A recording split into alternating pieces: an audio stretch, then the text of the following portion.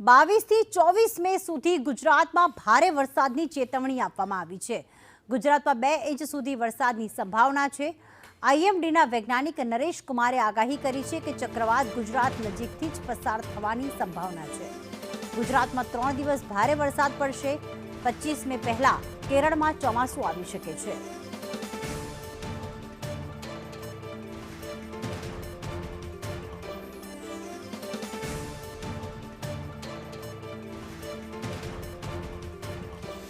इस वक्त हमारे साथ बातचीत करने के लिए भारतीय मौसम विभाग के वैज्ञानिक नरेश कुमार जी हैं। सर, सबसे पहले तो ये बताइए कि अभी मौसम का अपडेट क्या है, देश में किस तरह की सिचुएशन दिख रही है फिलहाल, उसमें मैं गुजरात को इंक्लूड करके आपसे सवाल करूंगा। जी श्योर। अगर आप जो सैटेलाइट पिक्चर देखेंगे तो आपको जो पूरा क्लाउड पैच दिख रहा है, मेजरली पूरा साउथ इंडिया, उसके साथ ही जो अरेबियन सी में पूरा पैच दिख रहा है। तो इस समय जो जैसे कंडीशंस है, इस समय ज़्यादातर फेवरेबल कंडीशंस पूरा साउथ पेनिनसुलर इंडिया के लिए है।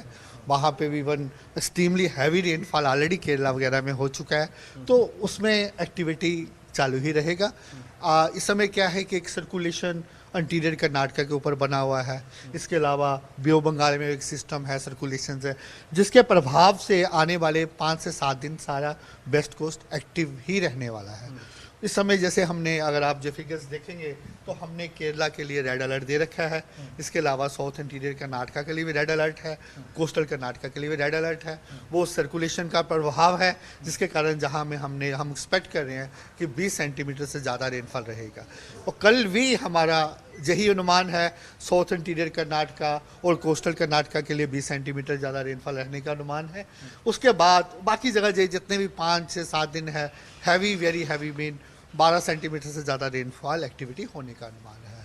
अमूमन हर साल जो 1 जून को मानसून दस्तक दे देता है केरला में, इस बार कहा जा रहा है कि थोड़ा सा अर्ली रहेगा, तो उसकी अभी कंडीशन क्या है? अभी यही है हमारा अनुमान की जो मानसून है आने वाले, जो आज हमने स्टेटमेंट दिया, 4 से 5 दिन कंडीशन फेवरेबल हो जाएंगी। इसके साथ ही जहाँ के लिए फेवरेबिलिटी है कि 25 तक मानसून दस्तक दे सकता है। हाँ बिल्कुल, जो आप कह रहे हो उससे पहले भी एक आधा दिन हो सकता है। उसके साथ ही जो मानसून है, जैसे बे ऑफ बंगाल, अंडमान निकोबार में ऑलरेडी आ चुका है, वो जहाँ पे नॉर्थ ईस्टर्न स्टेट में भी एडवांस कर जाएगा। इसके अलावा जो एक मानसून का जो आपने जो बताया वो है, इसके अलावा एक सर्कुलेशन भी हमारा अनुमान है कल तक बनेगा in central bay of Bengal में। वो एक लो प्रेशर बन सकता है आने वाले 24 घंटों में। जैसे कल का हमारा मान है 21 को बनेगा, 22 तक वो लो प्रेशर बन सकता है। उसके बाद वो इंटेंसिफाई हो सकता है, और उसका यही है हमारा वो नॉर्थवर्ड। बे ऑफ बंगाल बोला या अरेबियन सी? अरेबियन सी के, आई एम एक्सट्रीमली सॉरी कि इस सेंट्रल अरेबियन सी में कल तक सर्कुलेशन बनने के बाद एक लो प्रेशर बन सकता है और नॉर्थवर्ड मूव करेगा। अच्छा, एक और चीज़ बताए कि गुजरात में बारिश का क्या हाल रहेगा? क्या आप लोगों की तरफ से कोई अलर्ट है या कुछ अपडेट है? गुजरात जैसे जहाँ पे बारिश हो रहा है, जैसे कोंकण गोवा का हमारा अनुमान है, जब महाराष्ट्र के लिए अनुमान है, उस टाइप का तो नहीं है। लेकिन 2 दिन के बाद, 3 दिन के बाद जैसे ये सिस्टम ऊपर मूव करेगा, उसका प्रभाव इसमें रहेगा गुजरात के लिए। वहाँ हैवी रेनफॉल 6.5 सेंटीमीटर से ज़्यादा रह सकता है 22, 23, 24 को। मतलब 22, 23 और 24 3 दिनों तक हैवी रेनफॉल देखने को मिलता है, वहाँ रह सकता है जी। तो उसका रीजन यही जो निम्न दबाव का क्षेत्र बन रहा है? हाँ, वही रीजन है। वो जैसे नॉर्थवर्ड मूव करेगा, उसका प्रभाव गुजरात के लिए। तो अभी निम्न दबाव जो है, क्या वो ग्रेट डिप्रेशन में भी कन्वर्ट हो सकता है? देखिए, उसके लिए हमारा यही फोरकास्ट है। अभी लो प्रेशर बनेगा, उसके बाद नेक्स्ट स्टेटमेंट, अभी तो सर्कुलेशन ही नहीं बना, खैर उसके बाद लो प्रेशर से वो आगे स्टेज बन सकता है, वेल मार्क या डिप्रेशंस। उसके लिए हमने यही कहा है कि ये बोर मार्क होगा।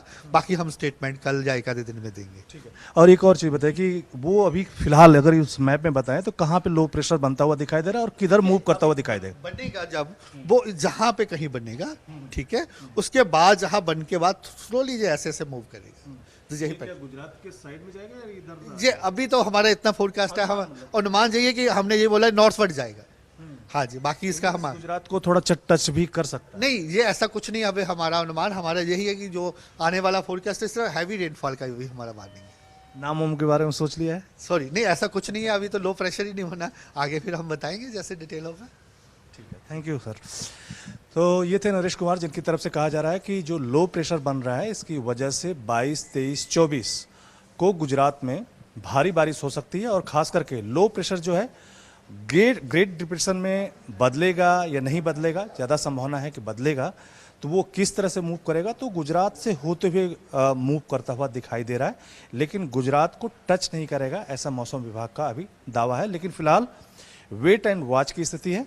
और साथ ही साथ इनकी तरफ से ये भी कहा गया कि 25 मई तक जो केरला में मानसून का अनुमान लगाया गया था, वो हो सकता है कि एक आध दिन पहले हो, क्योंकि स्थितियां काफ़ी अनुकूल है।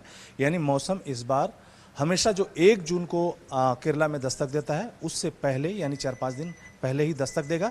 लेकिन अभी जो सबसे बड़ी जो टेंशन या कह सकते हैं वॉच करने वाली स्थिति है कि अरेबियन सी में लो प्रेशर बनने की संभावना है, और माना जा रहा है कि आज वो बन सकता है। अगर बनता है तो उसकी क्या कंडीशन है, क्या वो ग्रेट डिप्रेशन में कन्वर्ट हो सकता है, यानी कि जो निम्न दबाव है वो काफ़ी हाई लेवल का हो सकता है, और क्या वो चक्रवात में भी बनने की संभावना है। इस तमाम सारी चीज़ों पे मौसम विभाग नज़र रख रहा है। लेकिन एक खबर है कि अगर वो कन्वर्ट होता है चक्रवात में, तो कतर की तरफ से जो नाम है, शायद उसका नाम दाना रखा जाएगा। તો હવામાન વિભાગ દ્વારા મોટી આગાહી કરવામાં આવી છે। 22 તારીખથી લઈને 24 તારીખ સુધી એટલે કે 3 દિવસ દરમિયાન ગુજરાતમાં ભારે વરસાદની આગાહી કરવામાં આવી છે। ગુજરાતના કેટલાક વિસ્તારોમાં સાર્વત્રિક વરસાદની પણ આગાહી કરવામાં આવી છે। 6.5 ઇંચ સુધી ગુજરાતમાં વરસાદ થઈ શકે છે ભારે પવનની સાથે।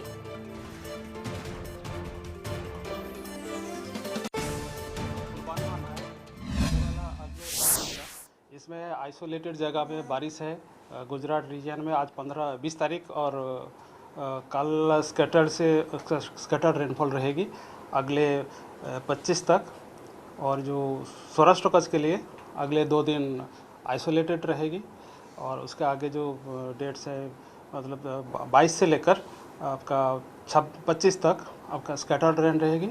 और 26 मई को आपका आइसोलेटेड जगह में सौराष्ट्र कच्छ में बारिश होने का संभावना है। और इसमें जो थंडरस्टॉर्म का भी वार्निंग दिया गया है गुजरात रीजन में, ये 21 तारीख से विथ लाइटनिंग के साथ 40 से 50 किलोमीटर गास्टिंग प्रति घंटा में विंड स्पीड रहेगी गास्टिंग के साथ, और लाइटनिंग भी रहेगी। और जो 22 तारीख है, इसमें गुजरात रीजन में हेवी रेनफॉल का भी वार्निंग दिया गया है। 22, 23, 24 मई को हेवी रेनफॉल का वार्निंग है। और जो सौराष्ट्र कच्छ रीजन है, इसमें आपका हेवी रेनफॉल का वार्निंग है। 23 और 24 तारीख को हेवी रेनफॉल वार्निंग दिया गया है।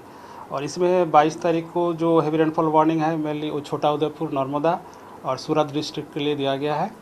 और 23 तारीख में आपका जो डिस्ट्रिक्ट आ रहा है, बहरोज, नर्मदा, तापी, सूरत, डांग, नवसारी, वलसाड, दमन, दादरा, नगर हवेली,